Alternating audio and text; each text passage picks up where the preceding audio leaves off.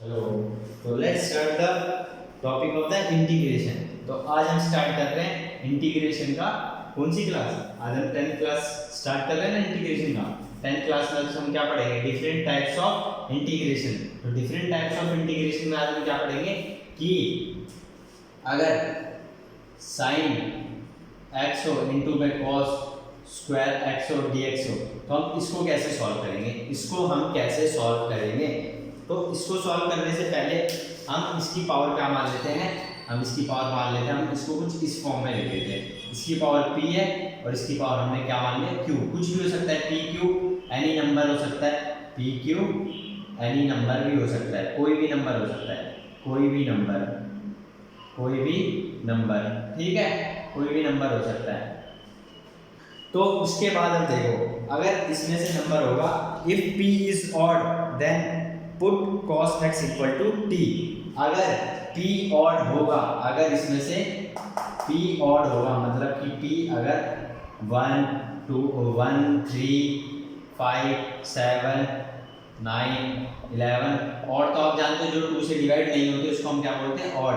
तो जो भी अगर p साइन की पावर में अगर कभी भी अगर ऑड होगा मतलब पहली वाली संख्या अगर p अगर ऑड होगा, ऑड अगर होगा तो हम किसको t मानेंगे? cos मतलब सेकंड वाले फंक्शन को हम क्या मान लेंगे? t मान लेंगे, ठीक है। हमने यहाँ पर t मान लिया। अब उसके बाद देखो मैं बस सॉल्व देखो करते जा रहा हूँ। t मान लिया, उसके बाद हम क्या करेंगे?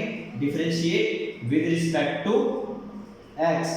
डिफरेंशिएट अगर विद रिस्पेक्ट टू x करें तो dt बाय dx बराबर क्या आ जाएगा? माइनस sin x आ जाएगा।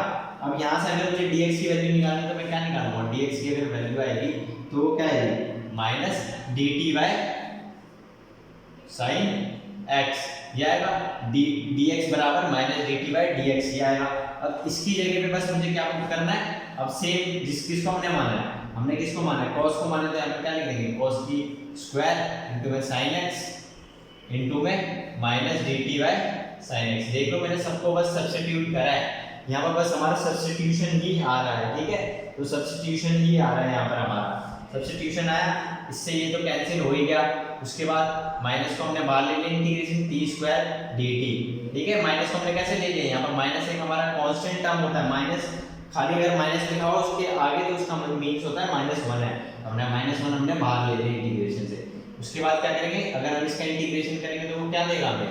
इसका अगर हम इंटीग्रेशन करेंगे तो वो ये चीज देगी, ये चीज दे दी उसने। उसके बाद माइनस से अंदर मल्टीप्लाई कर दो और t की वैल्यू हमें वापस रख देनी। तो अगर हमने t की वैल्यू अगर हमने वापस रखी तो सेम ये देखो ये चीज आ जाएगी। तो इसमें तो कोई प्रॉब्लम होगी नहीं, इसमें तो कोई प्रॉब्लम है ही नहीं। तो ये हो गया। अब तुम्हारे माइंड्स में एक और क्वेश्चन आ रहा होगा, अगर कभी भी p अगर इवन हो, यहाँ तो मैंने ऑड लिखा है ना, अगर कभी भी अगर ऑड हो, अगर यहाँ कभी भी अगर ऑड हो, अगर p अगर इवन हो, अगर p अगर इवन होगा तो क्या करेंगे? अगर p इवन होगा तब क्या हम करेंगे? अगर p इवन होगा तब हम क्या करेंगे? तो थोड़ा सा रफ करता हूँ, जगह चाहिए। तो अगर p इवन होगा तो यही मैं लिख देता हूँ। अगर मान लो यहाँ पर हमने ले लिया एक और हमने एक एग्जांपल ले लिया और हमने p को हमने क्या कर दिया? इवन कर दिया। जैसे कि हमने एक एग्जांपल ले लिया, ये ले लिया हमने एग्जांपल और हमने यहाँ पर क्या कर दिया? इसको कर दिया और इसको एज इट इज ऐसे लिख दिया।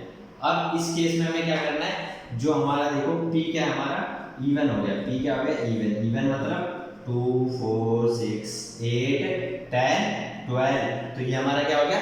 इवन हो गई। जब ये इवन हो गई उसके बाद हमें क्या करना है? उसके बाद हमें क्या करना है? लेट। दोबारा लेट किसको हमें करना है? हमें लेट किसको करना है? जो ऑड वाली जो इवन वाली जो थिंग है ना उसी को हमें क्या करना है?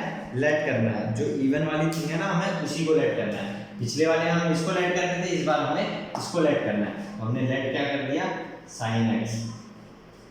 हमने क्या कर दिया? Let sin x। sin x अगर हमने लेट करा तो वो हमें क्या देगा?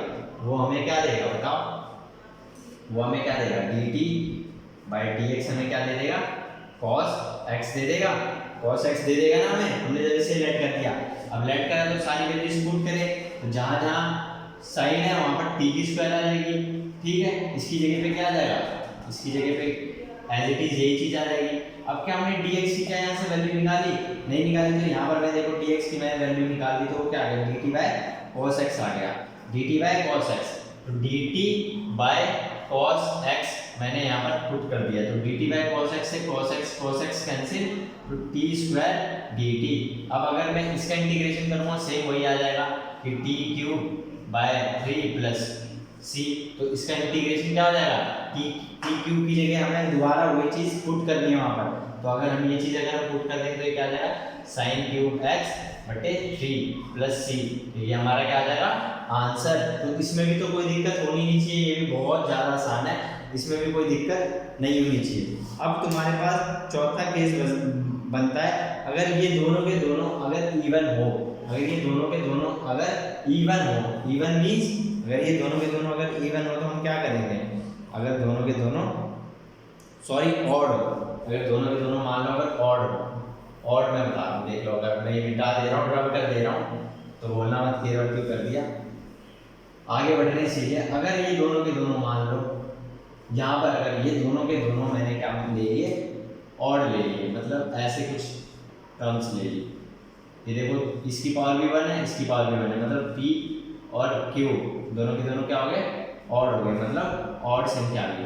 अगर ये ऑड संख्या अगर आ गई, उसके बाद मुझे क्या करना है, तो अपने मन से किसी भी एक को हमें लेट कर देना है, अपने मन से किसी भी एक चीज़ को हमें क्या कर देना है, लेट कर देना है। मान लो कोई भी मैंने साइन ले लिया, साइन x को अगर मैंने t पुट कर दिया, तो क्या आ गया, ये आ गया हमारा cos x बराबर dt बाय dx, तो यहाँ से dx की क्या वैल्यू आ गई, dx की अगर मैं वैल्यू निकालूंगा तो dt बाय cos x आ जाएगी। अब बस जो जो चीज़ थी वहाँ पर पुट कर दिया, t मान लिया इसको हमने cos x की जगह cos x रख दिया, इसकी जगह पे dt बाय cos x लिख दिया। अब इससे ये कैंसिल हो गया, अब इसका इंटीग्रेशन करना है, तो इसका इंटीग्रेशन क्या होगा, अगर मैं इसका इंटीग्रेशन खाली करूँगा तो इसका इंटीग्रेशन हो जाएगा, तो t square by 2 plus c। अब t की वैल्यू क्या आ जाएगी, t की वैल्यू अपने यहाँ से निकाला है, तो क्या हो जाएगी sine square x by 2 plus c, तो ये हमारा हो जाएगा आंसर। तो इस पे एक और मैं क्वेश्चन कर देता हूँ, थोड़े और बड़े एग्जाम्पल लेके एक और मैं क्वेश्चन करता हूँ, तो स्टार्ट करते हैं और बड़े एग्जाम्पल लेके, थोड़ा सा और हम बड़ा एक ले लेते हैं एग्जाम्पल, तो या थोड़ा सा और आगे बढ़ने की कोशिश करते हैं। तो आगे लिखा है P and Q are even then use trigonometry identity only। तो अगर अगर अगर देखो साइन स्क्वायर x इंटू में कॉस स्क्वायर x है, ये चीज़ है, ये चीज़ है, दोनों अगर दोनों के दोनों अगर इवन हो, अगर यहाँ लिख देता हूँ, अगर P और Q पता है ना, इसकी पावर मैं बोल रहा हूँ, P और Q, अगर P और Q इवन हो तो हमेशा हमें क्या यूज करना है, हमें हमेशा क्या यूज करना है, यारा फॉर्मूला यूज करना है, साइन 2x बराबर क्या होता है, 2 साइन x इंटू में cos x।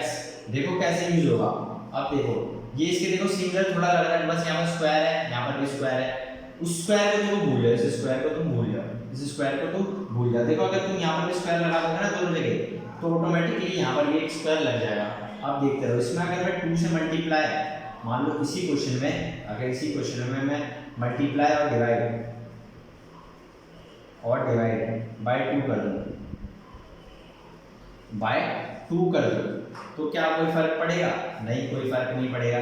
पर ये आइडेंटिटी की थोड़ी मैच हो रही है, आइडेंटिटी देखो, इस आइडेंटिटी से देखो ये मैच हो रहा है, जो कि मैंने कल वाली क्लास में जो मैंने बताया था कि 1/2 यहाँ से दोबारा हमें बाहर निकाल लेना है, और फिर हमें क्या करना है, इसको आइडेंटिटी बनानी है, इस पूरे को हमें क्या बनानी है, आइडेंटिटी बनानी है। इस पूरे को अगर हमें आइडेंटिटी बनानी है तो हम क्या करेंगे, इसको हम इसकी फॉर्म में लिखने की कोशिश करेंगे। यहाँ स्क्वायर है तो यहाँ पर भी एक स्क्वायर आना ही जरूर होगा, जैसे कि अगर मैं यहाँ स्क्वायर और यहाँ स्क्वायर लगा दूँ तो यहाँ पर भी एक स्क्वायर ऑटोमेटिकली लगाना पड़ेगा। तो यहाँ पर अगर मैं इसकी स्क्वायर लिख दूंगा तो ये क्या हो जाएगा, ये इसकी कुछ ऐसे स्क्वायर बन जाएगी, ठीक है। अब देखो ये होगी, उसके बाद आपको क्या करना है, उसके बाद मैं बता देता हूँ आपको क्या करना है।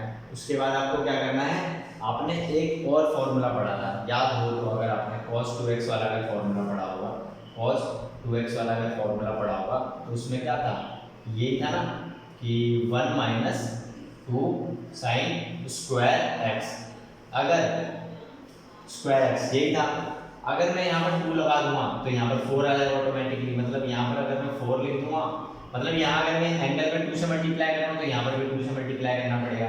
तो ये देखो यही बात आ गई, बात तो देखो यही आ गई ना।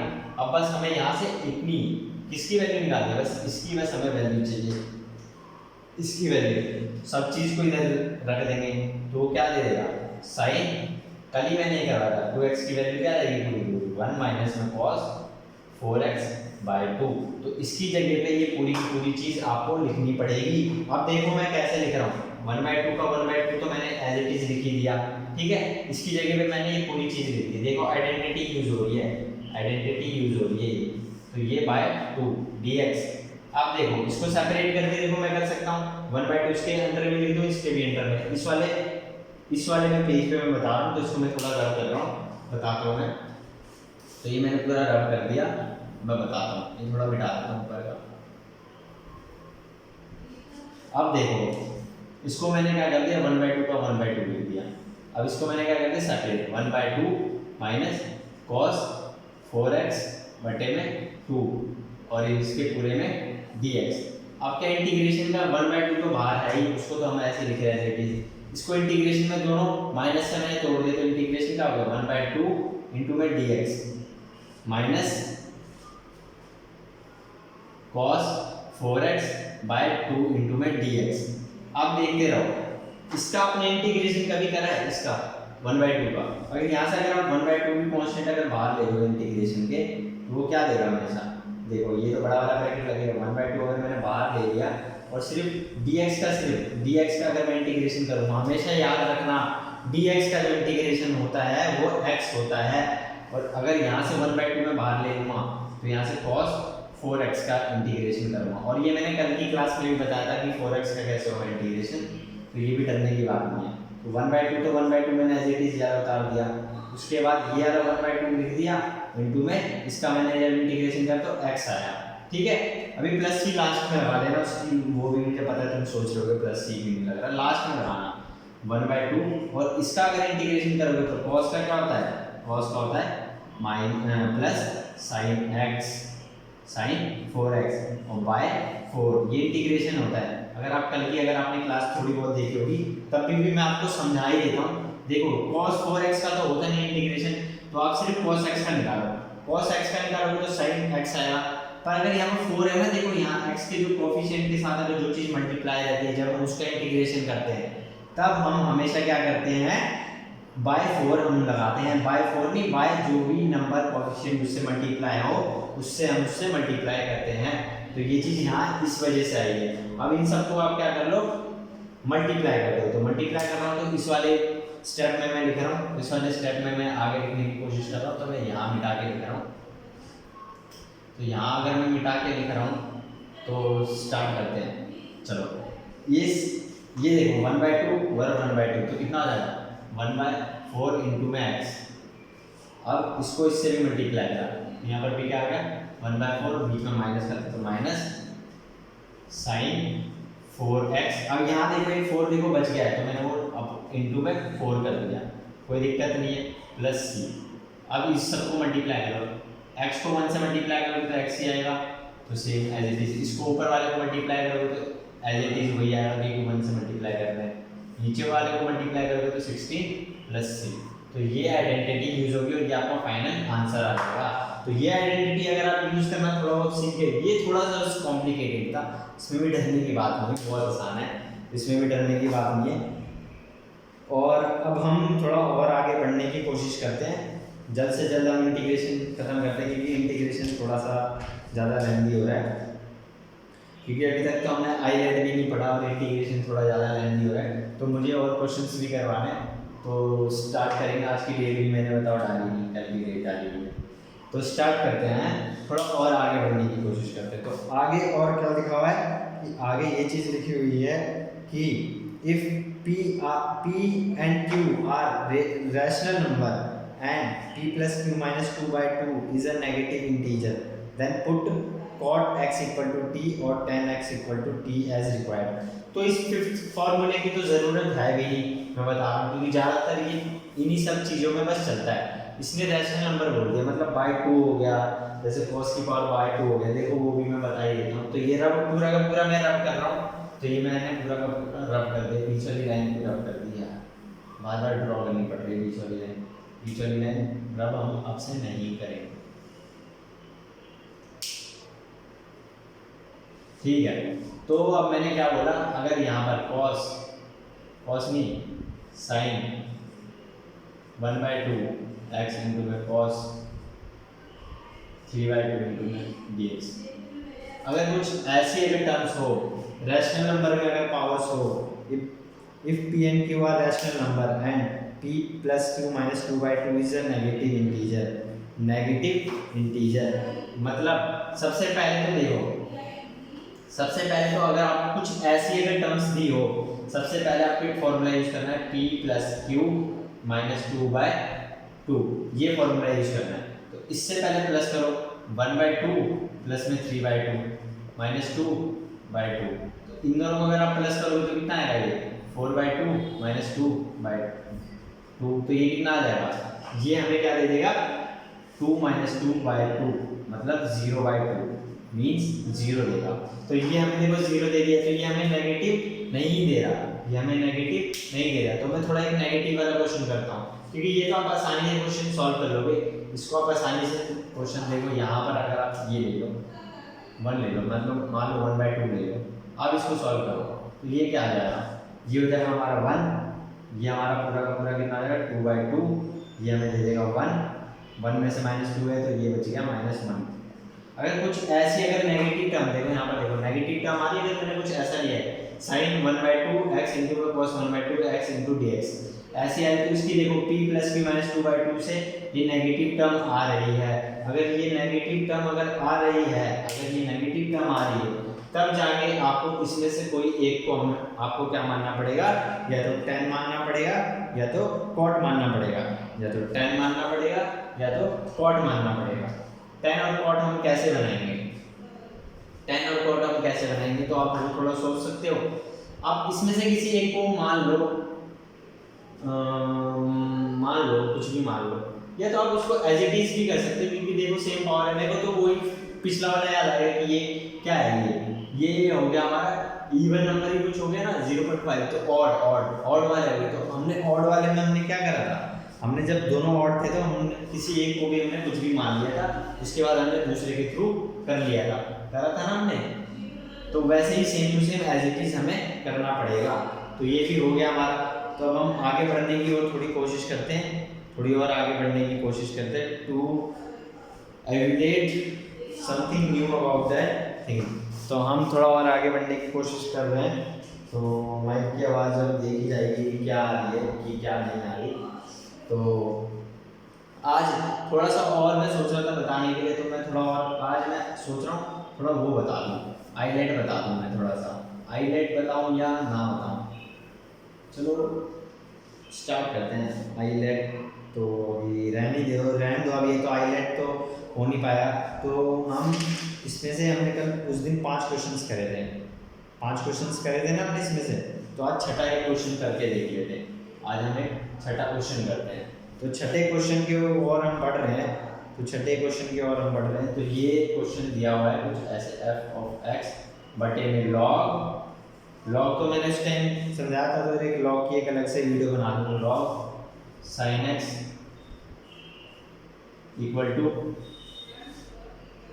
लॉग sin x, ये हो जाएगा लॉग sin x, ठीक है। यहाँ dx आ जाएगा। ये छठा क्वेश्चन है। प्लस सी देन एफ प्लस सी।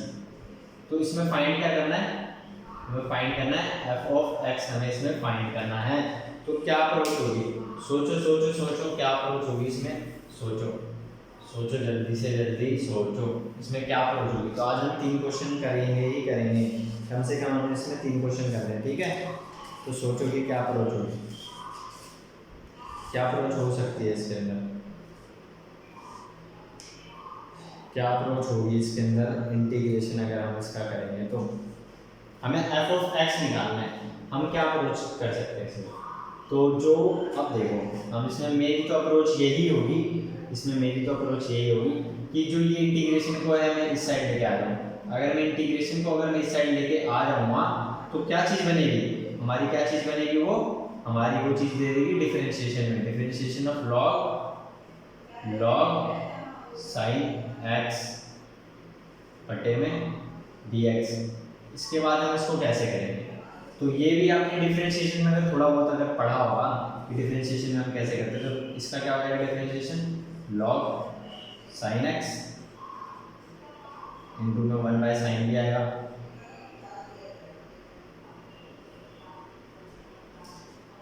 अच्छा, हमने पहले इसको हमने क्या मान लिया, इसको हमने किससे कर लिया, चेन रूल से। चेन रूल से हमने इसको एक मान लिया ना, कुछ और चीज़ मान ली, तो इसका क्या हो जाएगा, पहले तो इसका 1 बाय साइन एक्स होगा, इसका तो एक 1 बाय साइन एक्स भी आएगा।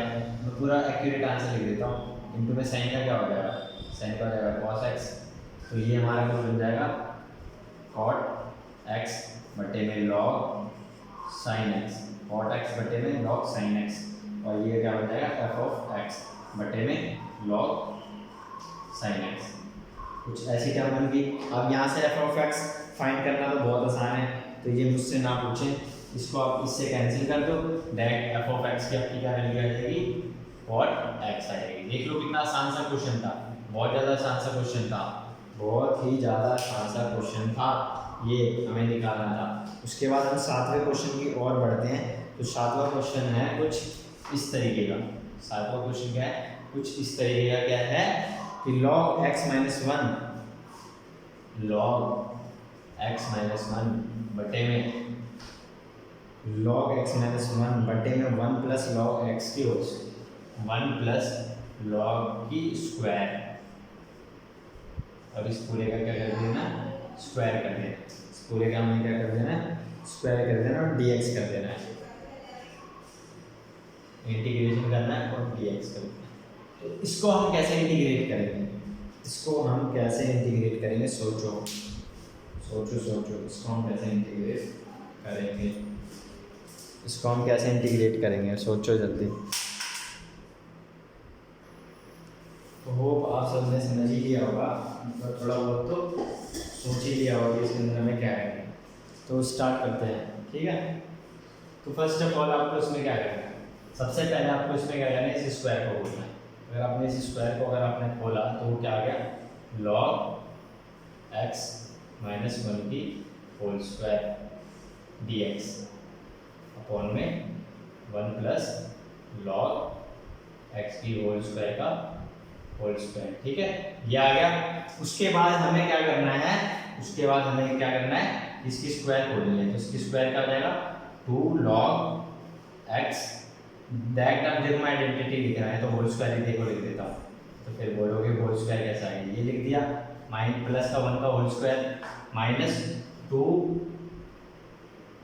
इंटू में 1 लॉग इंटू में लॉग x बटे में 1 प्लस लॉग x की स्क्वायर का होल स्क्वायर। अब देखो थोड़ा सा बस इसमें बस सोचना है, बस इसमें थोड़ा सा बस आपको बस सोचना है, इसमें हम क्या कर सकते हैं। अब देखो उसके अंदर थोड़ा सा क्या सोचना आपको कि इसके अंदर अगर मैं x से मल्टीप्लाई और x से अगर डिवाइड कर दूं तो कोई फर्क पड़ेगा, x से अगर मैं मल्टीप्लाई और x से अगर मैं डिवाइड कर दूं तो कोई फर्क तो पड़ेगा नहीं, इसमें सेम एज इट इज ऐसे लिख सकते हैं। पर मैंने ऐसा क्यों करा, बताता हूँ मैंने ऐसा क्यों करा। उसके बाद ये टर्म आ जाएगी, ये स्क्वायर आ गई इसकी, ये टर्म आ गई, ठीक है। उसके बाद हमें क्या करना है, ये मैंने 2 से मल्टीप्लाई और 2 से डिवाइड x को क्यों करा, तो ये मैं रब कर देता हूँ। उसके बाद हम आगे बढ़ते हैं, ये मैंने रब कर दिया पूरा का पूरा। उसके बाद हम आगे बढ़ते हैं कि मैंने ये ऐसा क्यों करा, ये मैंने ऐसा इसलिए करा, 2 से मल्टीप्लाई 2 से डिवाइड मैंने इसलिए करा क्योंकि आपको पता ही होगा कि अगर मैं इसका अगर मैं डिफरेंशिएशन अगर मैं निकालूंगा, इसका डिफरेंशिएशन क्या आएगा, अगर मैं इसका अगर मैं डिफरेंशिएशन निकालूंगा, मान लो 1 प्लस में इसका अगर मैं डिफरेंशिएशन निकालूंगा, अगर आप कभी भी अगर आप इसका अगर आप डिफरेंशिएशन करके देखना, वो हमेशा क्या देगा, ये देगा। डिफरेंशिएशन का ये रूल पड़ा है, देखो मैं बता देता हूँ डिफरेंशिएशन का क्या हुआ। डिफरेंशिएशन क्या होता है, v बाई u का डिफरेंशिएशन क्या होता है, v बाई u का डिफरेंशिएशन क्या होता है, सबसे पहले क्या करते हैं, v को कांस्टेंट मान लेते हैं, मतलब u को कांस्टेंट मान लो और डिफरेंशिएशन क्या किसका कर दो, सॉरी v लिखा है ना, तो v को कांस्टेंट मान लो और u का डिफरेंशिएशन कर दो विद रिस्पेक्ट टू x। तो अगर आप इसको कांस्टेंट मान लोगे और इसका अगर आप डिफरेंशिएशन करोगे तो 1 का तो 0 होगा और इसका डिफरेंशिएशन क्या होगा, 2/x होगा, इसका क्या होगा 2/x होगा। तो 1 का 0 2/x इंटू में x, मतलब 2 ही आएगा यहाँ पर, 2 आएगा, फिर प्लस या माइनस उसके बाद आपको क्या करना पड़ेगा, माइनस u को आपने कांस्टेंट मान लिया और v का आपने क्या कर दिया, डिफरेंशिएशन कर दिया। सेम एज इट इज कुछ ऐसे ही करते हो।